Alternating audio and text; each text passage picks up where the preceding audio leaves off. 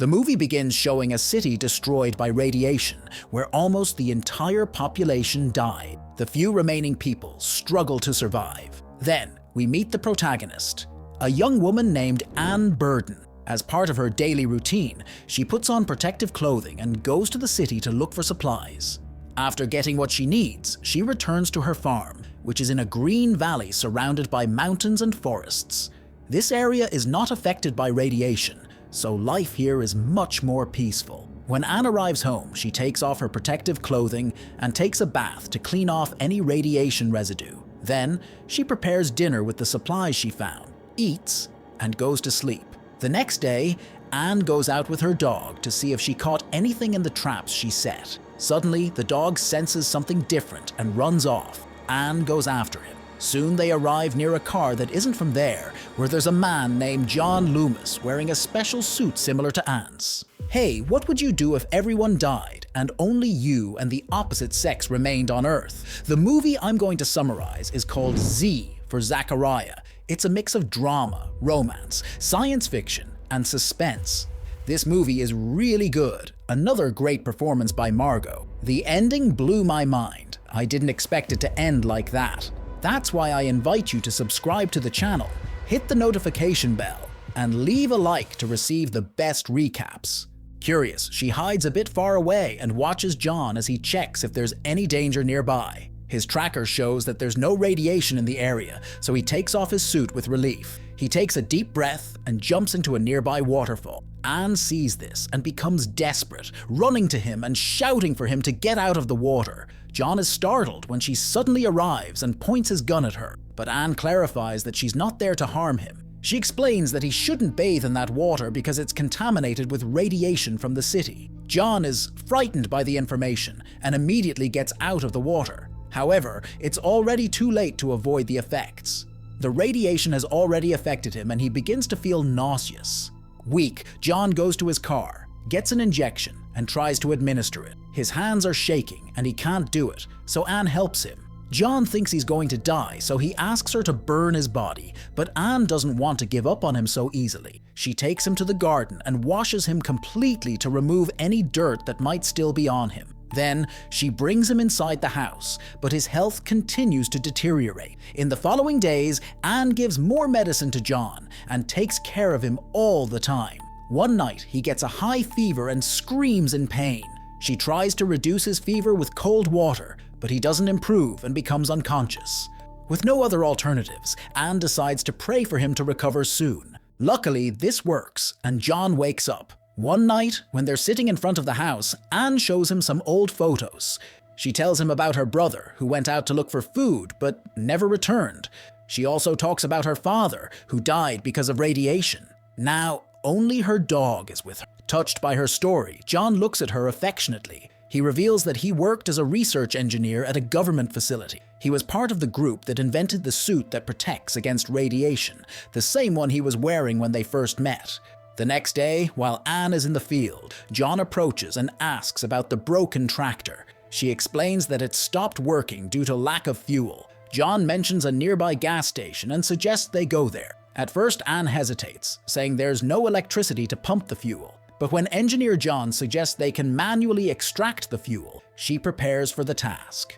Anne then goes to the gas station and manages to refuel her tractor. She jumps for joy and waves to John, who is watching her through a telescopic sight of a gun. After a while, Anne returns home and thanks him. She acknowledges that she hadn't thought about manually pulling the fuel before. John understands and suggests that living in isolation may have made her forget about these possibilities. He then remembers his own story and shares that living in the government shelter made him feel trapped in time. He says he made his car and special suit to see the world and feel free again, even if it was dangerous. As John gets used to the simple and rural life alongside Anne, he slowly regains his energy. One day, she takes him to a nearby lake, free of radiation. She catches a big fish and eats it with him. John feels happy to have met her because this place is exactly what he wanted when he left the shelter. With winter coming, Anne says they need to store food because she almost ran out last year. She wishes the freezers were working so she could stock up on fish from the lake. Anne mentions that she used to have a generator, but it's not working now. Hearing this, John decides to use his skill as an engineer once more. He goes to where the generator is and tries to fix it, but he can't. Then, he takes Anne to the waterfall and shares a new idea. John proposes that they generate their own electricity using the water from the waterfall. For this, they need to build a large wheel that rotates when water comes into contact with it. Anne likes the idea, so they go back home to plan better. John explains that they will need a lot of wood to build the wheel. As there are no good trees for this wood, they would have to tear down the nearby church and use the boards. But Anne says she doesn't want to do that at all. As a religious person, she explains that the church brought her comfort and support when she was alone. Moreover, it was built by her late father, who was a priest there. With respect for her feelings, John gives up on the idea, and the two decide to focus on other ways to get the generator. One afternoon, while Anne works in the plantation, John finds an empty market and starts drinking. When she finds him there, he's already quite drunk and treating her badly. Anne manages to take him home, but his rude manner makes her very sad. The next morning, John apologizes for his behavior the night before. Anne wants to save the relationship, so she easily forgives him and even says she's not upset. To cheer him up, she prepares a special dinner for them that night. She opens a bottle of wine and starts drinking too. John doesn't understand why she's drinking, since she never drinks alcohol. Even so, they enjoy the food and dance together all night. Later, Anne takes him to her room and begins to undress. They almost have intimacy, but John suddenly decides to stop. He says that this would change their friendship and that he needs to think more. A few days later, Anne is walking with her dog in the mountains and meets a man named Caleb. He seems very weak and hungry. Even without knowing the guy, Anne feels sorry for him and takes him to her house. John is worried about Caleb's presence, so he quickly grabs his shotgun, but Anne reassures him, ensuring that the man is not a threat. Caleb then tells that he lived with other people in a mine not far from there, but radiation spread quickly through the area. As a result, his friends went crazy and started killing themselves. So he fled to save his life and ended up arriving at this radiation-free valley. Later, Anne talks to John in private and insists that they let Caleb stay inside the house. John doesn't like the idea much, but he can't do anything. After all, the house belongs to Anne. That same night, during dinner, the two men tell sad stories about the destroyed world they saw before arriving at the valley. John remembers having met a boy who got sick from radiation while he was heading north. The boy was suffering a lot and asked John to end his pain. John felt very sorry for him, so he shot the boy and left his body on the side of the road. After eating, Anne takes Caleb to see where he will sleep and asks him to make himself at home. John sees the two together and tells Anne to be careful because they don't know the new guy well. He doesn't really believe Caleb's story, who said he survived by working in mines.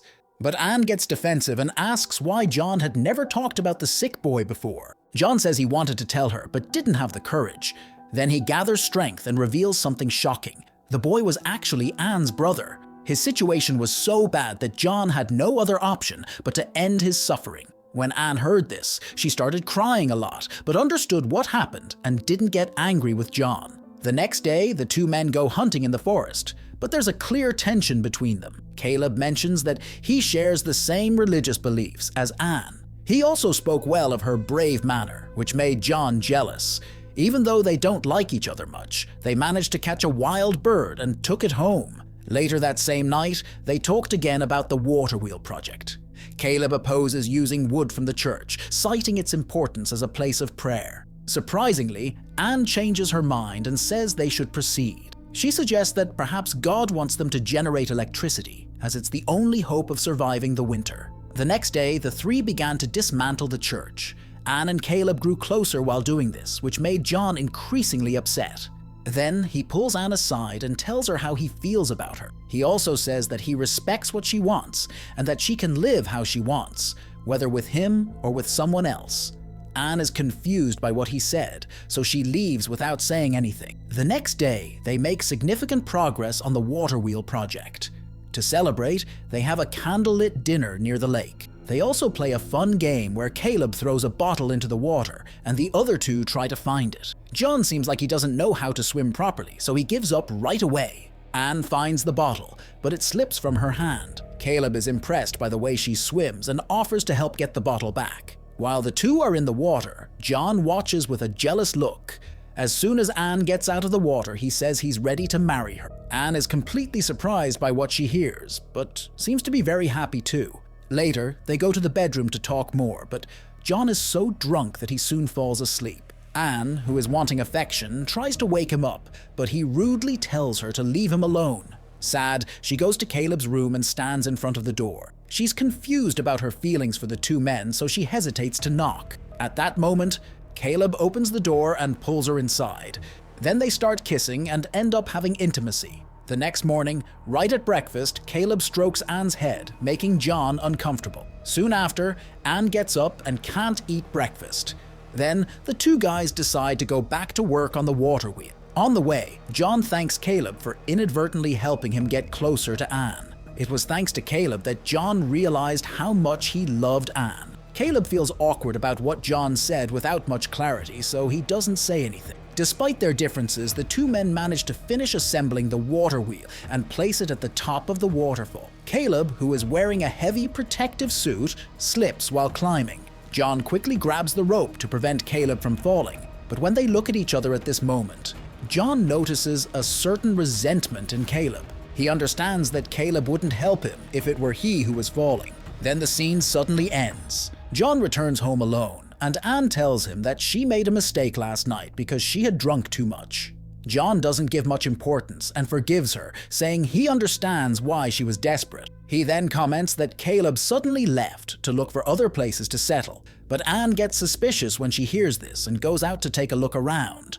When she doesn't see Caleb, she begins to think that John might have done something. In the days that follow, she feels down and doesn't know what to think about what John might have done. One night, Anne discovers that John has connected the wiring to the generator, which is now powered by the water wheel. This brings electricity back to the house, making her very happy. The next day, she went to see the storage place and saw a piano that was from the church.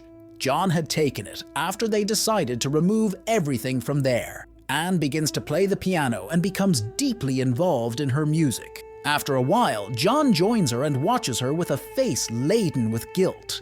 He understood that she knew the truth, that he had killed Caleb and that she no longer trusted him. The film ends as Anne continues to play the piano and express her sadness and disappointment. Meanwhile, John listens in silence, understanding the weight of her emotions. What would you do in this situation? Leave your opinion in the comments, and don't forget to rate this movie and hit the notification bell to be notified of new recaps. See you next time.